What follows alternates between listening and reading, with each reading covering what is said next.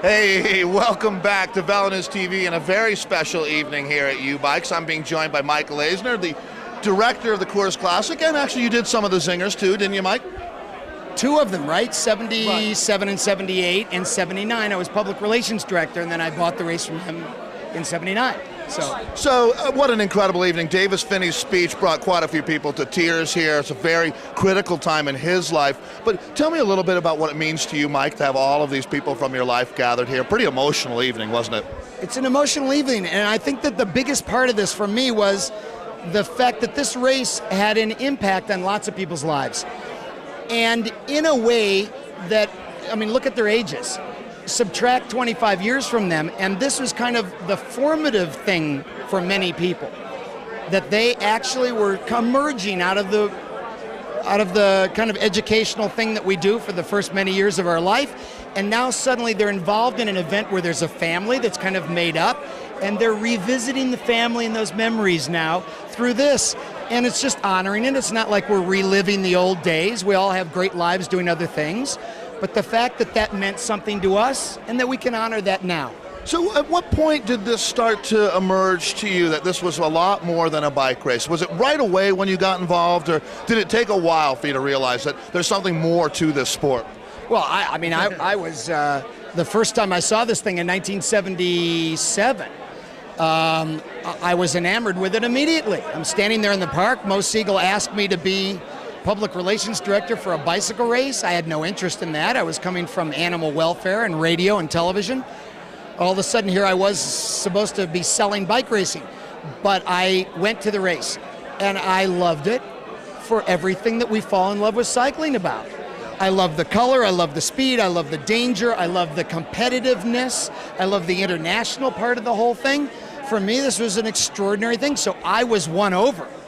And when I got won over, it was just a matter of using that passion to figure out a way to evangelize this through this race for the next 10 years of my life. That's what it really was. You know, the question that I heard other people talking about the last couple of weeks as we've gotten ready for this DVD release has been, why isn't there a Coors Classic today?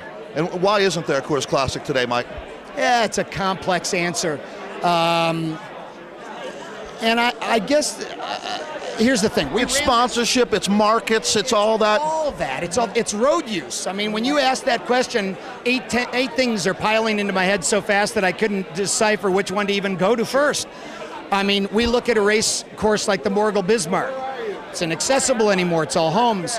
We look at race budgets. I got about $800,000 from Coors. My total race budget was $1.2 million, $1.3 million.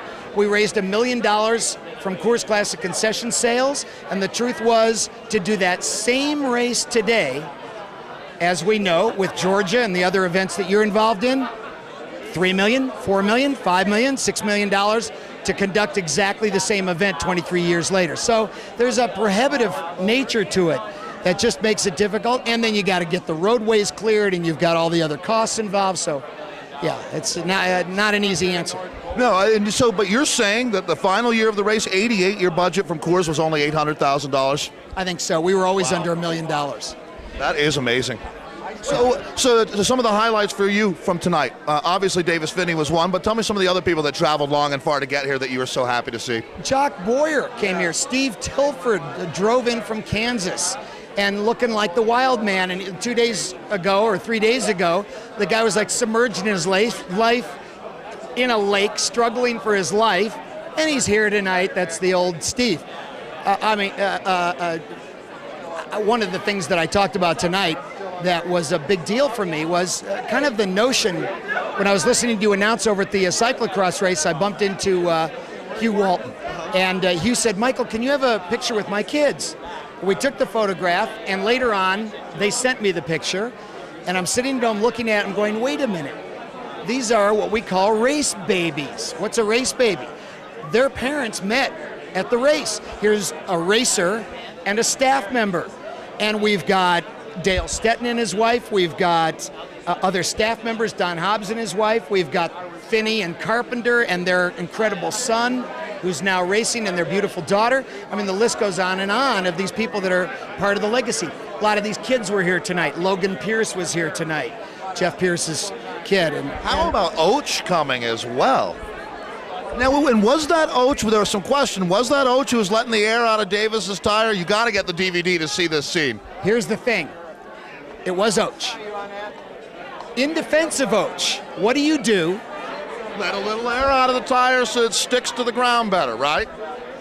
When it's raining, okay, so his finger remained on the button a little long. Yeah, no, I hear you. And let all the air out of the tire. You got to have a little air in the tire in order to ride. But I put it in there, and Davis's fury, just because the payoff was the fact he comes across the line at the end, the winner anyway. Right. Didn't matter that the guy had all the air let out of his tire in the middle of a bike race. So you've been around a lot of emotional moments in the sport of cycling, but when we had Davis Finney give that speech, and in the end he put his hands in the air and asked us to do the same thing, I mean, does it still get you right there? At least it does me. Every time. I mean, every time I spend time with the guy.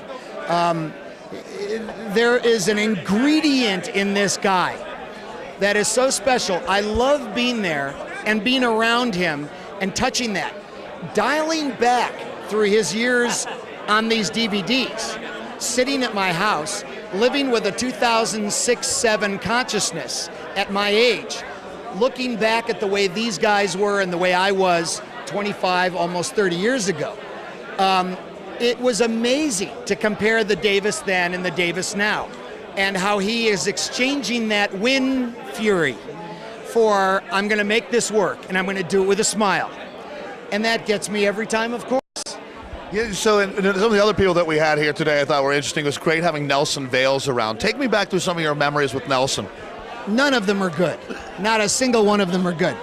Nelson Vales actually did not ever race in the race because he was a sprinter, and his involvement was at the Olympic Games. Hey, Nelson. Hey, good to see you. Don't say anything. I'm telling a story. I'm just having you here as a prop, and then I'm going to dismiss you after we're done. Okay. But did you actually ever do it? You drove motorcycle for a couple of years, right?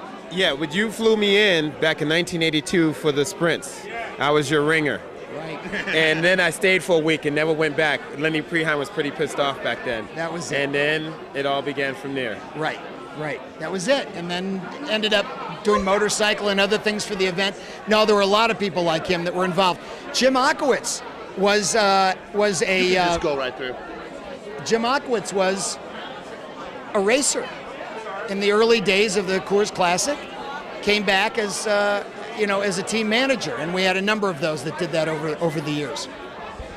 He came here tonight because for even a guy like Jim, who does what he does in the world, puts these massive pro team deals together, a kingpin at the Cycling Federation, all those things that he's wrapped around this illustrious career of his, yet he needed to also come back and kind of revisit this for a moment and touch base with the thing that set it off for him. No, absolutely, Michael. And in the movie, and you did really a great job tonight of putting together these highlights, but there were a couple different moments when people that we remember from the past would come on screen and you would see the reaction from the crowd, and basically it would be just cheering. But Bob Cook was one that certainly, and I had a young 15-year-old rider standing next to me, and he's like, "Who's that?" And I'm like, "Well, that's Bob Cook." And he's like, "Oh, the Bob Cook Memorial Hill Climb." And I'm like, "Well, look, now the circle's closing. We're bringing it back together." And I think that's really what you're doing. It's really, Michael, it's been amazing for me to watch this last 20 years how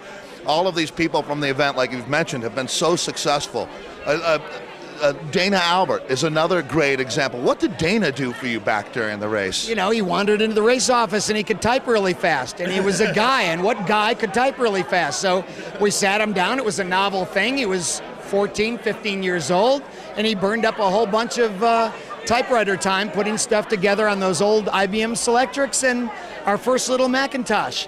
Yeah, so there's a lot of people like that just made this a part of their childhood. Listen, you're a prime example of that, and I wasn't joking tonight when I said this guy walked into the race office and we became friends, and he started working, actually got his way into the Soviet team because he was taking Russian in high school, and it was a very novel thing for him. I think I took Russian to get in with the Soviet team. Maybe that was. Yeah. But whatever it was, jumps over the fence at the Morgul Bismarck, saves the life of one of the Russians that was tipping over at the end of the race or whatever it was, and stuck with it for all those years. And then becoming involved with us in the Saturn program, and then kind of re-emerging into this new life of yours is doing what you're doing now. And I really do thank you. It all makes me feel so good. Yeah, me too. And you know, Mike, on that note, there's one person that wasn't with us today, but I could feel his spirit in the room, and that was Bill Woodle. Can you tell me one last great Bill Woodle story before we say goodbye?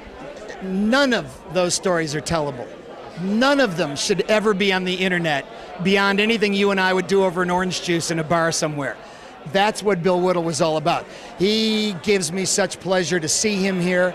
I keep a voicemail from Bill in his dying days. He called up and he just left a voicemail that said something like, "Miguel, how you doing? It's Bill, just calling to say hello. Talk at you soon." And that was it.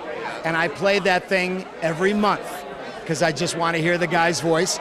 And he's all over these videos. And I put him on here tonight with Pierce, and it was awesome. Well, we're going to have a chance to talk to some more people here, but Mike, this is Michael Aisner, the man who really put this whole thing together. And Michael, thank you from my bottom of my heart. You did a great job. Thanks, David, and congratulations on your new life here. Well, thank you.